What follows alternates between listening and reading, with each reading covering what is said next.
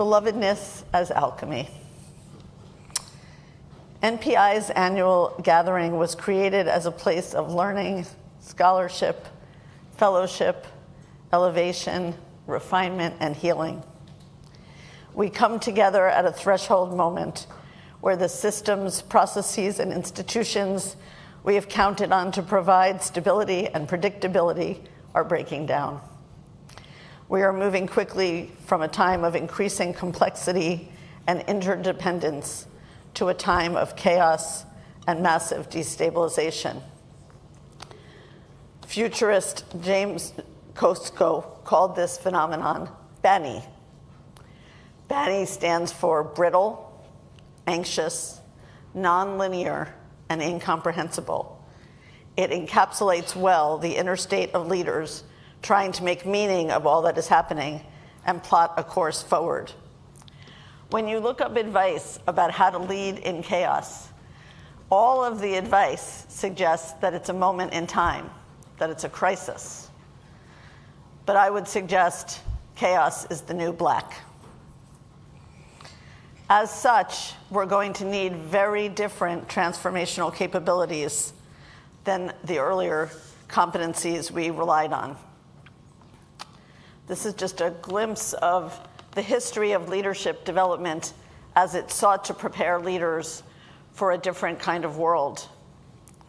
20 years ago, almost all of the leadership development was focused on skills development, behavioral change, important interactive and interpersonal competencies like giving feedback, facilitating difficult conversations, stakeholder management, influence without authority.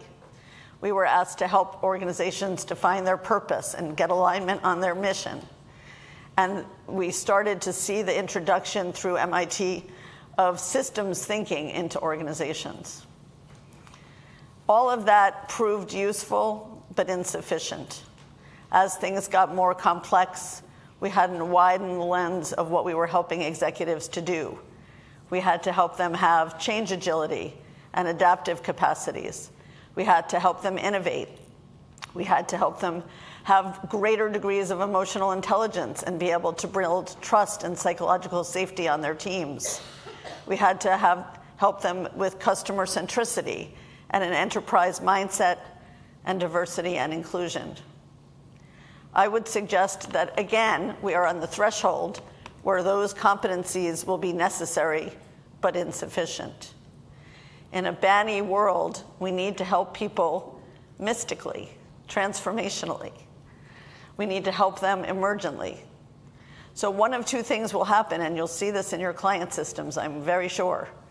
Either people will be so afraid of the unknown that they will double down on command and control, and they'll revert to the first column because they'll need to feel secure. But the visionary organizations, or any organization that's hit the wall of that ability, will start to become interested in how do they help people function as a living human system? How do they help organizations become anti-fragile and more resilient? How do they help organizations cultivate stillness and spaciousness to listen to the whispers of the future? How do they help organizations have genuine collective intelligence where many people are involved in generating the solution or even defining the problem? They're going to have to help people learn to work with emergence versus strategy and plans, to foster creativity and innovation. There's going to be a lot more attention on the quality of the workplace and whether people feel a sense of belonging and a sense of joy in the work. And of course, the AI transformation is well upon us, and with it is going to come a change demand that we've never seen before. So what does leading in chaos require? I'm going to describe it to you in conventional terms and then mystical terms. In conventional terms, it means pattern spotting, noticing the weak signals, tracking emergent trends, making novel connections that have never happened before. It means experimentation, small-scale approaches to change, mini transformations within the organization, safe-to-fail experiments. It means sense-making. Continuously interpret the data as it arrives and not being fixed to a rigid perspective. Allowing situations to evolve and unfold and iterating with them. And making contingency plans and scenario plans versus strategy. It means collaboration and diversity. Seeking multiple perspectives to generate insights. Being curious and open to persuasion. And most of all, I think it means looking for the parts of the picture that you might be missing. Patience with uncertainty, allowing solutions to evolve over time, not rushing prematurely to a solution or even a definition of the problem, and narrative building, telling stories as a way to evoke the path forward. From a more energetic and transformational lens, we could think of Bani as requiring this. If the world is more brittle and we can't count on the things that we normally count on to ground us and offer us guidance, then we're going to need a whole other degree of groundedness and centeredness ourselves. If we can't ground ourselves by what's outside, then we need to anchor ourselves in our principles and values inside. If we don't rely on the structures externally to give us faith, then we must ourselves generate that faith. And in a brittle, ever-fracturing, fragmented world, the quality of stillness is going to become even more important. In a world that's more and more anxious, we're going to need to know how to regulate ourselves and one another to down-regulate the level of fear and anxiety that we're struggling with. We're going to need to be able to tolerate a certain amount of productive disequilibrium and to increase the thresholds by which organizations can tolerate uncertainty and instability. And to make all of that possible, we're going to need rest and renewal. And we're also going to need to slow down because anxiety has a habit of making us move faster and decide quicker and truncate discomfort, when actually the wise action is the inverse, slowing down, breathing. If the world is nonlinear, then we need to learn to think synergistically. We need to be able to be drawing from a variety of sources and seeing how different ideas and different opportunities weave together. Most excitedly, we need to be able to have exponential imagination because things are not going to change in increments anymore. They're going to change in leaps and bounds. And it's on us to be able to widen and broaden our imagination to believe that the world tomorrow could be very different than the world today. We're going to have to look at exigencies and look for incoming data in non-ordinary places. Look to the arts, look to other industries, look to other contexts for information and for ideas, and get used to a certain kind of dynamism. This is leadership in motion. And then finally, if the world is increasingly incomprehensible, we'll need ever more collective intelligence because it will take all of us to understand and make meaning of a picture that's constantly moving and constantly sorting. We have to have the humility to say, I don't know, and to see that as a leadership move. We have to be able to scope what we have influence over and what's out of our control. It's going to be like the Serenity Prayer. We want to elongate the diagnostic phase of a problem because just getting our heads wrapped around the various intertwined dimensions of a situation is going to take longer than it used to. And if we misdiagnose or truncate that, it will come at a high cost. And finally, we're going to need to manage the shock field because in a context where everything is hard to understand and it's hard to make meaning, the system naturally responds with a sense of shock and freeze. And so we're going to have to help people revitalize themselves in the face of that freeze. I think a beautiful way of saying all of that together is we're going to have to befriend the mystery.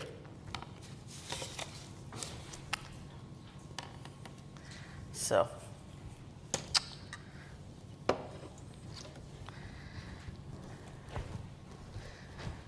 what does that really mean? Francis Weller says about this time, we are not living in ordinary times. We are in the long dark, a time of collapse, of unraveling, of uncertainty. It may take decades, even generations, to move through this. Many of us will not see what happens on the other side. And yet, even in darkness, seeds grow. This is the long dark, folks. And it's our job in this room to plant the seeds that will grow into a better future. What are the fundamental tasks at such a time? I think there are three: renewal, restoration, and renaissance. Let me talk a little bit about each. The first thing we have to do in renewal is to restore relation. Most organizations are built on an organizational cultural fabric which is not embodied, which is anti-relation, anti-interdependence, and anti-spirit. In other words, it's technical and mechanical and anti-life. So the very first thing we have to do is help organizations reweave intimacy into the workplace and remove the notion that the personal life and the professional life, the deeply intimate and the deeply heroic, are separate. When I teach my leadership programs, I ask people, what could you do that would ask somebody to support you emotionally? I don't mean problem solving. I mean, what could you ask that would be a sign of emotional support? Every group I've ever led comes up with two: hug me and listen. That's not a good enough vocabulary. There's an infinite array of ways we could support each other emotionally, and we need to learn again, or learn anew, how to do that. We need to be willing to risk dropping our guard, dropping our shield, dropping our wall, and being in touch with the interiority of ourselves and another person.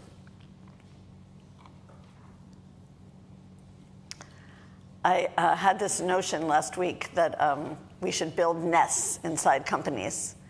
And a nest is a little group that a person joins when they join the company.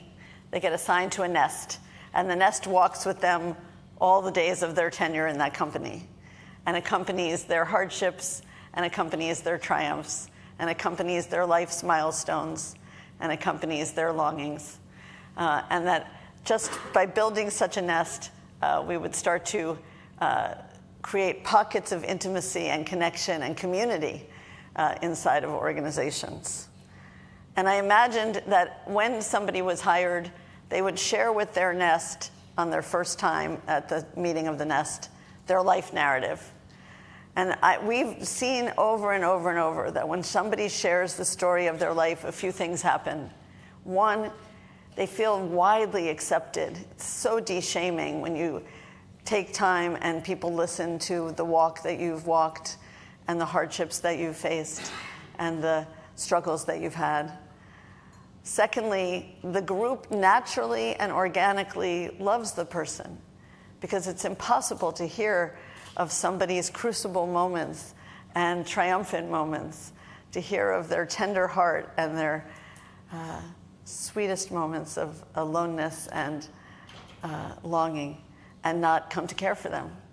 So it's a marvelous way to weave a group together and to give everybody a chance to feel a sense of communion with each other. I also imagined life burst moments, that a company would commit to stopping the work and, having moments of dance, moments of music, moments of poetry, moments of drumming, moments of martial arts, that we would start to infuse the poetics back into the workplace as a gesture of enchantment, as a gesture of inspiration, as a recognition that as things get scarier, people need the aesthetics as a way to re-inspire themselves on a daily basis. And I also imagine that we might create a ritual space where somebody in an organization who has just lost a parent, or just birthed a child, or just ran a marathon, whatever it would have a space in which they could consecrate what's occurring and unfolding in their lives. We are so divorced of ritual space in society and places to commemorate and consecrate the holy things that happen in our lives. In our leadership programs on the last night, we usually make a space for people to do a ritual, anything that they would like to do, 3 or 4 minutes. And they're unbelievably poignant because they reach back for things that were undone for 20 years. I never mourned my father. I never heard my mother speak words of love. I never danced the dance I was meant to dance. I never spoke the poem that I've written. So I imagine the workplace becoming such a sacralized container that there's constantly an opportunity and an invitation for people to celebrate one another and witness one another in such a way. And of course, most importantly, workplace will have to become a place of stillness, of reflection, of contemplation. We're in a time of great swirl and great suffering. And if we have all of our attention on outside events, we will not have the resource or the proximity to the divine to offer something that could be homeopathic to that suffering. But if we get really quiet and we allow ourselves to stop and be still, we have the possibility of being infused with a light that can shine far and wide. And leaders are going to have practices of such stillness. And finally, I imagined a wellness day, which is not a sick day. That each employee might get 3 wellness days that they could declare any time during the year, call in well, and go off and do whatever you do.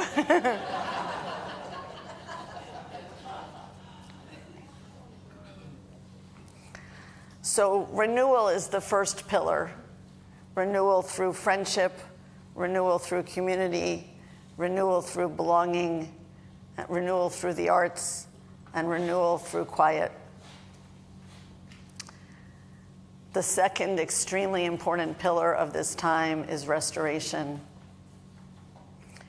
We simply have to go back and heal what is unhealed, speak what has yet to be spoken, feel what has yet to be felt, apologize and atone for what has yet to be rectified.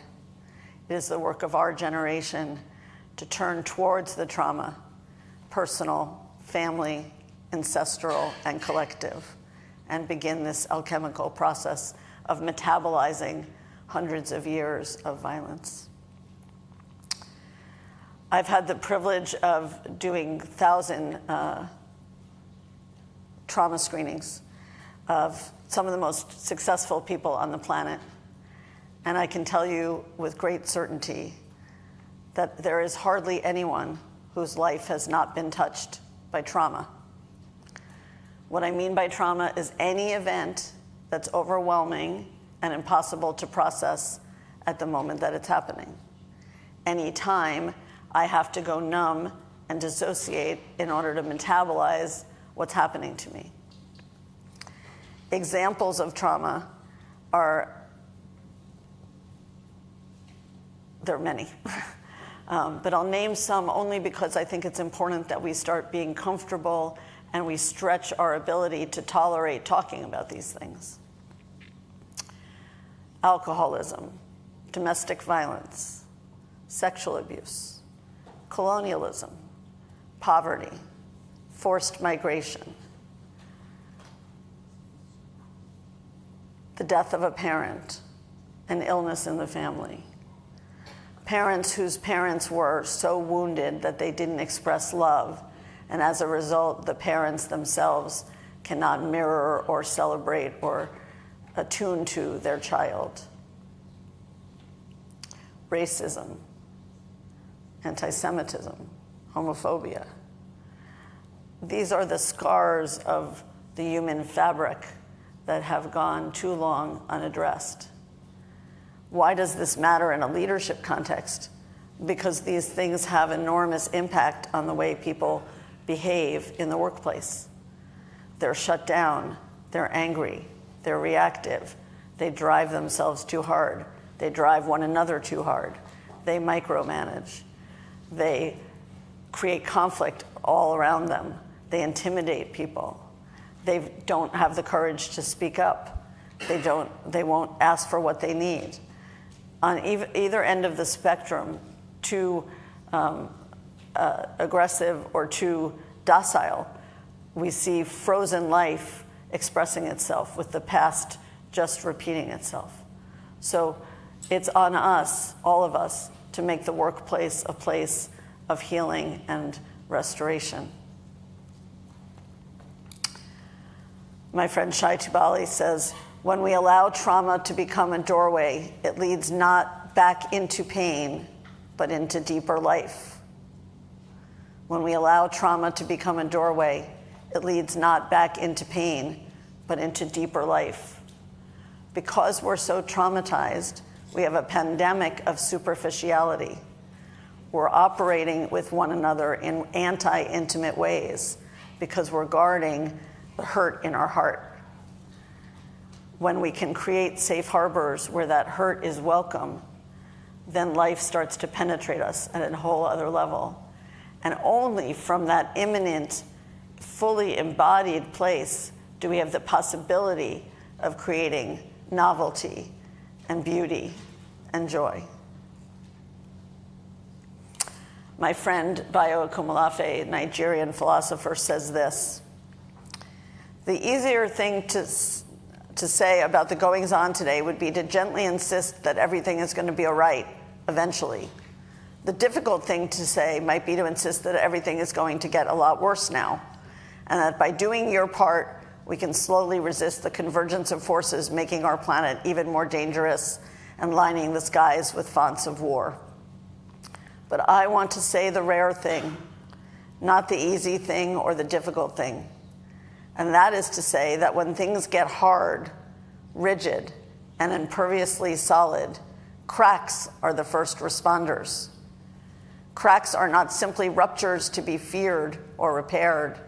They are the sacred stutters in the script of certainty, the polyphonic tremble that interprets the grammar of control. Cracks do not just let light in, they let worlds in. When we say cracks come with their own weather, we name their atmosphere of grief and astonishment. Grief and astonishment. Their humidity of longing. Their winds that do not blow in straight lines. We name the business of becoming undone in ways that make touch possible. We speak to the climates of feeling that resist tidy names, where sobbing might be a form of measurement, where sobbing might be a form of measurement, where disorientation is a form of orientation. The crack does not invite repair, it invites reverence, not sealing, but sensing, not a plan, but a pulse. We have an opportunity, friends, to be the one who steps forward at the moment of the crack and offers a helping hand. The moment of the crack is a pregnant moment, full of possibility for something new to emerge. And then finally, Renaissance.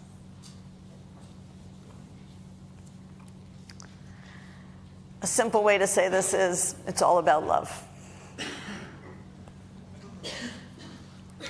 This is a love story that we're in, folks.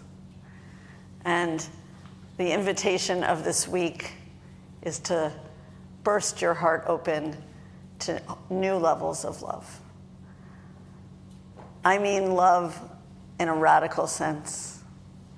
Loving yourself first and foremost.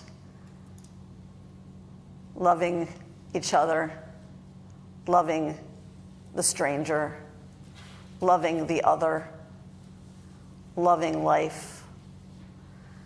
The antidote to the fear that Bani is going to strike is love. Rumi says it this way: don't move the way fear makes you move. Move the way love makes you move. Don't move the way fear makes you move. Move the way love makes you move. We're being asked to be lovers of life. The first recipient of that love has, of course, to be yourself. You have to do the hard work of loving all of you, the light and the shadow, your joy and your anger, your shame, your sadness, your grief, your guilt. You have to cradle it up and love it as a mother would love a child. And my experience is this is not a one-time event. This is a over and over and over mudra of self-compassion, self-acceptance, self-blessing. I found this quote that I thought said it very well. Grace is the place when I turn to face all my monsters, demons, shadow walkers in my soul, and love them fiercely, love them with every cell of my being, and welcome them deeply into my heart. I need to say thank you for protecting me, for being the sentinels outside my door, keeping the human darkness away. Grace is when I can fall to my knees in prayer and gratitude for the fierceness of my psyche that gave me these guardians and gatekeepers. And grace is when I can lay a bouquet of flowers at the threshold and say, I am no longer in need of your services. That's a triumphant moment. I am no longer in need of your services. I release you into the arms of eternal love, and I turn and walk away deeper into the mysteries of my soul that came to the world to offer the secrets encoded in my bones when I departed the ancestral realms. Grace is when you keep the promise you made before you were born, the promise to bring your sacred gifts, your holy wisdom, your thread of beauty to weave into creation. Grace is remembering you are a blessed pearl in the strand of birth, death, and rebirth. Then there's loving others. Loving others when it's easy is easy. Loving others when it's hard is noble and good. Loving others who are different than you. Loving others who would take up violence against you. Loving others who see the world very differently than you. This is the work of this time. If we're to be peacemakers, we have to be radically able to love that which seems hard to love. To love is to accept a soul entirely, not wishing that the person was otherwise, not hoping for change, nor clinging to some ideal past. To love is to cherish the individual standing before you presently, charms, quirks, and all. This is not love for who you might become, but love for who you are. To love is to give someone a piece of your heart that you will never, ever reclaim. What if we were all to love so fiercely and so courageously all of the time? What if you greeted each other this week as if you were friends forever? Try it and see.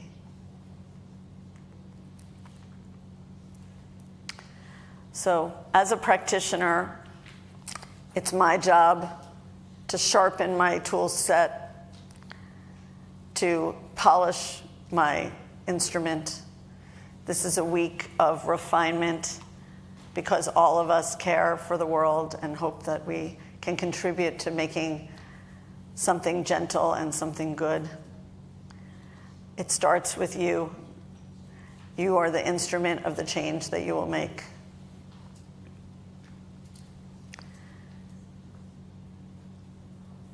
Most deeply, it asks that we believe in the core of our being, in the goodness of life, that life is not something happening to us, but something happening for us. And when we take that orientation, the book of our lives, the events of our lives, the challenges of our lives are seen as gifts to harvest. We have the alchemy to turn them into gold because we use them as an opportunity to look for what's unfinished and unhealed in our own psyche. The events of daily life are an outpicturing of your psyche.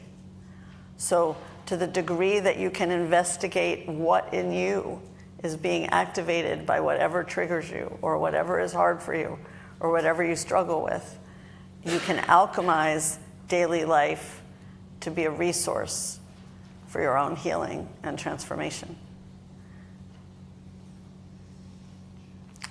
There's a deeper kind of trust, Shai tells us, that does not depend on things getting better.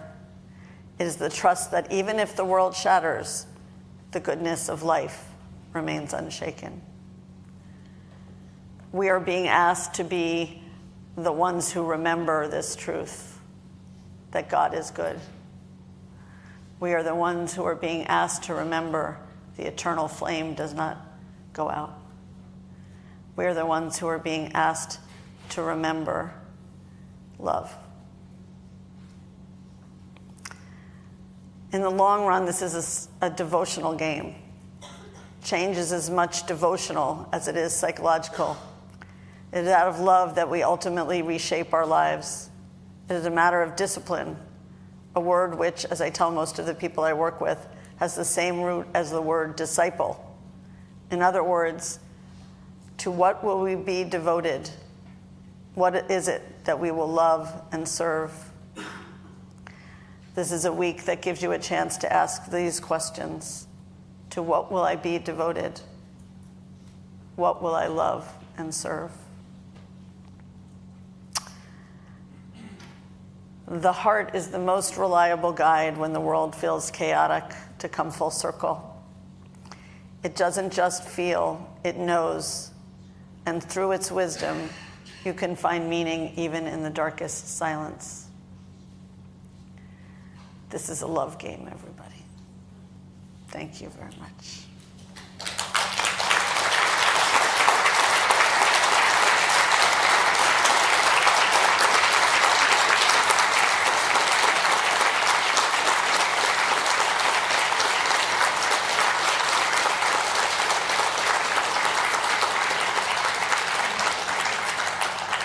I think we are going to have a 10-minute pause and then head over to your tracks. Thanks, everyone.